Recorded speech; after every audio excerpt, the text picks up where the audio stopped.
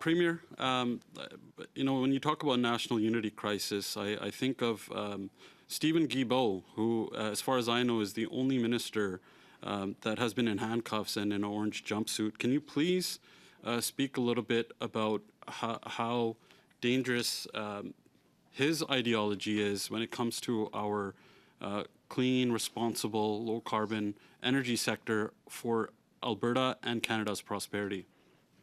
I should just make sure the committee knows exactly why Stephen Guilbeault faced law problems. One was for the stunt he pulled on the CN Tower. The other was that he climbed on the roof of our Premier, Ralph Klein, when his wife Colleen was home, terrifying her. So you can imagine how Albertans feel that this is the person now responsible for enacting emissions policy. I would say that we've been able to work constructively with the federal government on a number of areas. They have worked with us on establishing a net zero petrochemical plant with Dow Chemical, a net zero hydrogen plant with Air Products.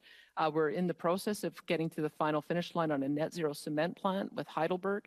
They've worked with us on de Havilland to make sure that we've got water bombers being built, not only in our province, but will also help the rest of the country. So I don't want to say that it's uniformly negative, but the spirit of cooperative federalism means that you do not take unilateral action in an area of provincial jurisdiction. It means that you work collaboratively, and I think the court has chastised the federal government, led by, in this area, Stephen Guilbeault, on 2 occasions for that, the Impact Assessment Act as well as the plastics ban. The approach that I would like to see them take is to work collaboratively with us the way we have, not come through with a cap on a particular industry, oil and gas emissions, which they have announced, or a cap on methane, which they have announced, which will disproportionately impact our province. Their proposal for a net zero power grid outside the Constitution under Section 92 and clearly demonstrates they don't understand how our electricity market works.